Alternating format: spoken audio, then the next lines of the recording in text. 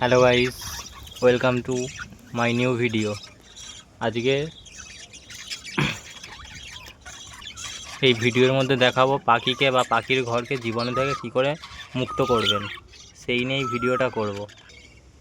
এটা হচ্ছে নিম পাতা গরম করে জলটা বার হয়েছে, এই জলটা এটা ঠিক আছে।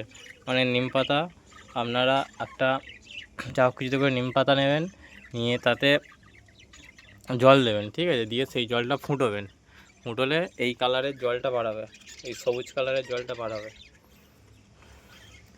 আর এই গরমের সময় তো পাখির ঘরে প্রচুর জীবাণু হয়, ভাঁড়ে ময়লা জমে থাকে, সেই ভাঁড়গুলোও জীবাণু হয়, পাখির গায়ে জীবাণু হয়। আর পাখির গায়ে যদি একবার পোকা লেগে যায় তাহলে পাখি নষ্ট হয়ে যাবে, পুরো মারা পড়বে, কোনো কিছুতেই ঠিক হবে না। আর একটা পাখির গায়ে পোকা জমে যাওয়া মানে প্রত্যেকটা পাখি নষ্ট হয়ে যাবে, ঠিক আছে।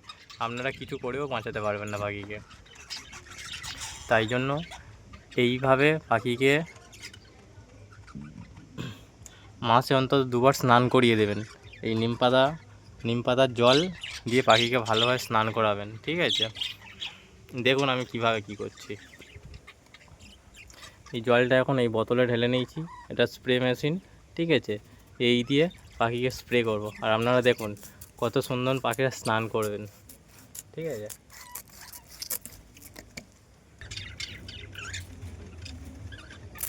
কত সুন্দর স্নান করছে দেখুন।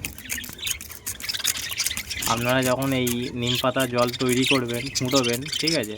ফোটানোর পরে জলটাকে আধা ঘন্টা 1 ঘন্টা মিনিমাম 2 ঘন্টা রেখে দেবেন, দিলে জলটা পুরো ঠান্ডা হয়ে যাবে।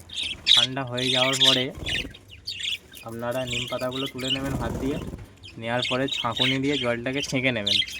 কারণ ওই ফুটন্ত জলের মধ্যে অনেক নোংরা থাকে, ঠিক আছে, গুঁড়ো গুঁড়ো ময়লা থাকে।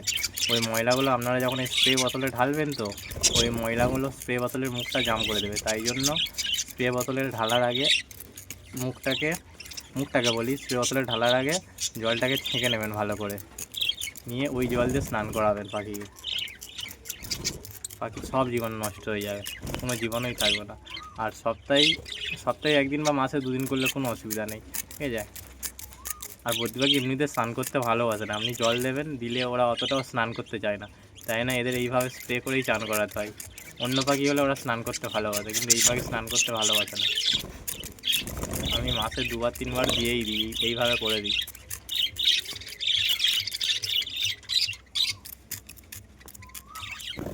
সব কটাকে দেবো, এইগুলো সব বাচ্চা পাখি, ওপরে এইগুলো ধাড়ি আছে, এই ভাঁড়গুলোও বাচ্চা আছে, ঠিক আছে।